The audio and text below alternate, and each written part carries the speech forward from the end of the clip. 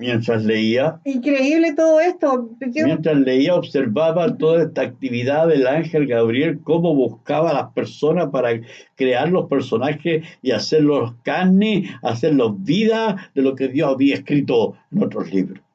¿Cómo hiciste para encontrar los personajes? Siguiendo a Gabriel, ¿Y cómo encontraste a Gabriel? hablando con Daniel.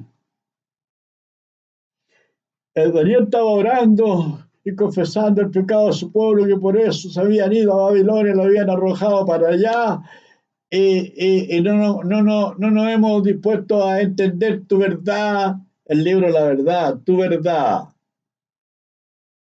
Nuestros padres fueron flojos. Entonces, en este momento que dispusiste tu corazón para entender, yo he venido para darte sabiduría y entendimiento.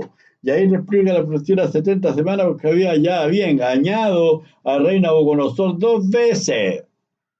Le dijo que era la cabeza de oro que había soñado en el sueño, y no, la cabeza de oro era el reino de David, que Nabucodonosor destruyó los reyes. La plata eran los sacerdotes, el bronce eran los políticos, las clases sacerdotales, las piernas de hierro los soldados y los pies de barro cocidos la gente que vaya y se llevó a los nobles nomás para ver a los sacerdotes y a los hijos de los reyes. Lo más de todo lo suyo.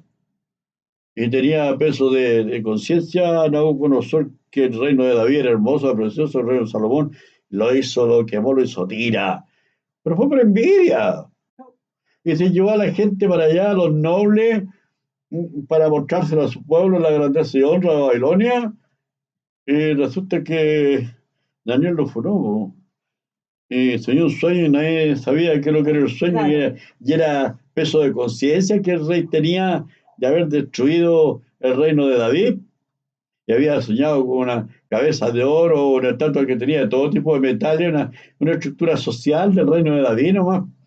Y después soñó otra vez otro sueño, que soñaba con un árbol grande, se veía de todas partes, y en sus ramas anidaban las aves y a la sombra del árbol pastaban los animales. Y le dijo, tú eres ese árbol, mentira, era el templo de Jerusalén.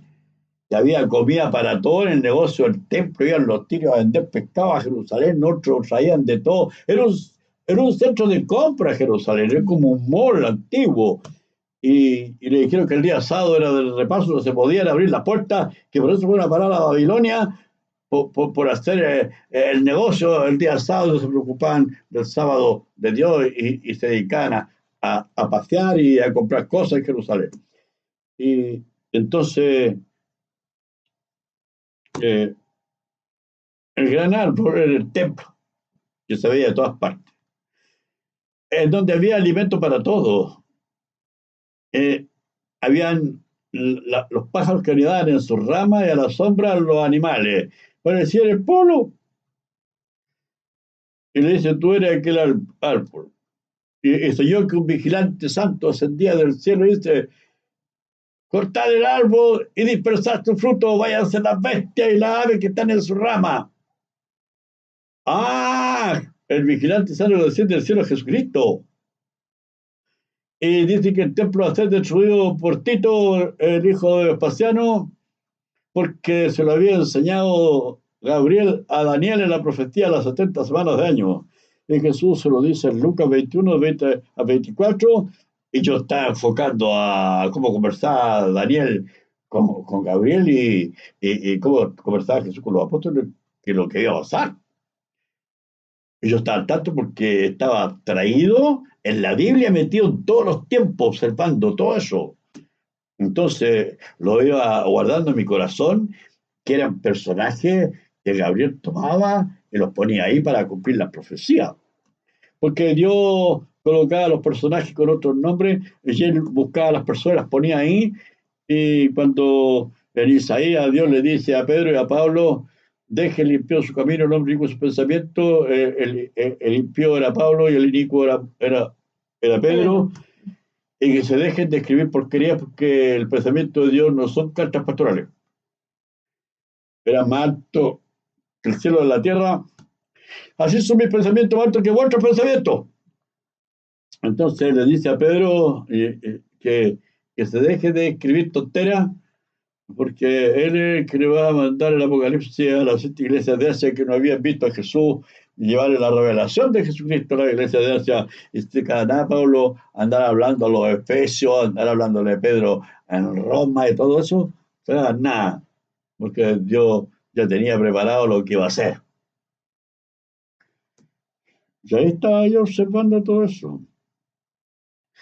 Y todo eso, esa historia que iba tejiendo y que se está escrita en la vida real, Gabriel llevaba a sus personajes, lo hacía que sin avisarle que hicieran esa profecía, ni ellos se daban cuenta que estaban cumpliendo una profecía, porque estaban actuando. Claro, La profecía para mí era viva, y para ellos no se daban cuenta quiénes eran los personajes y que esa profecía no era